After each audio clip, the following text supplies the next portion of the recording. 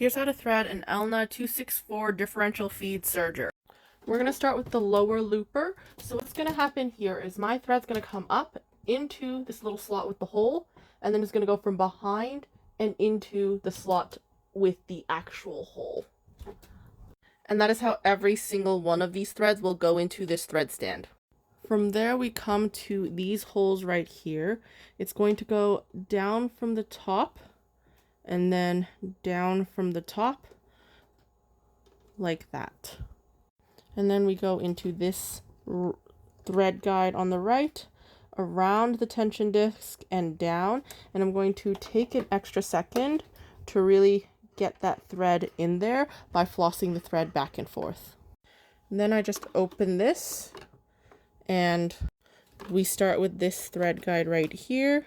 Click in there, go down here into this thread guide and then into this one.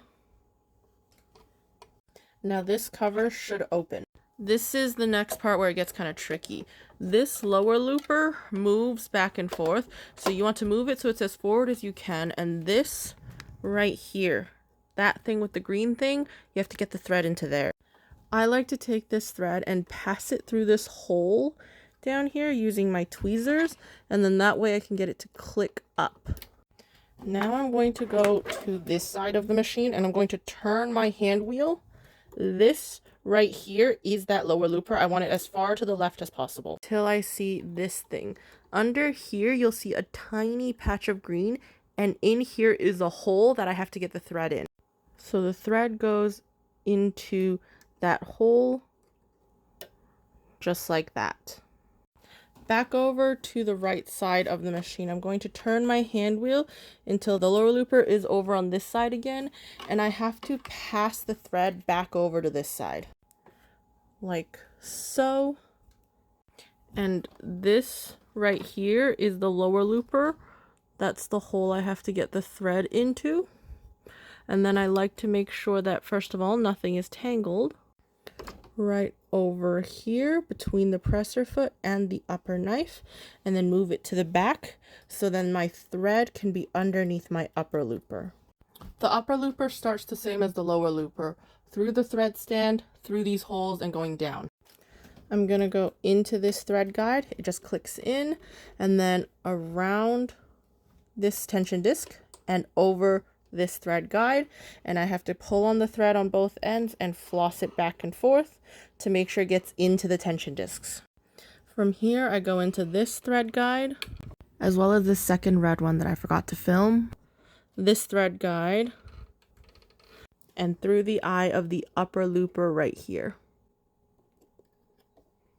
After this, the thread just has to go towards the back of the machine and not be tangled. And now for the right needle, it starts the same, but instead of going through the left hole and then the right one, you're going to go down through the right hole and down through the left one instead. Around the tension disc, give it a little floss, underneath this guide, over this one, into the right guide, behind this needle bar guide, and through the eye of the right needle. Once it's going towards the back, this bar attached to the presser foot, you have to make sure all of the threads are underneath that little ledge.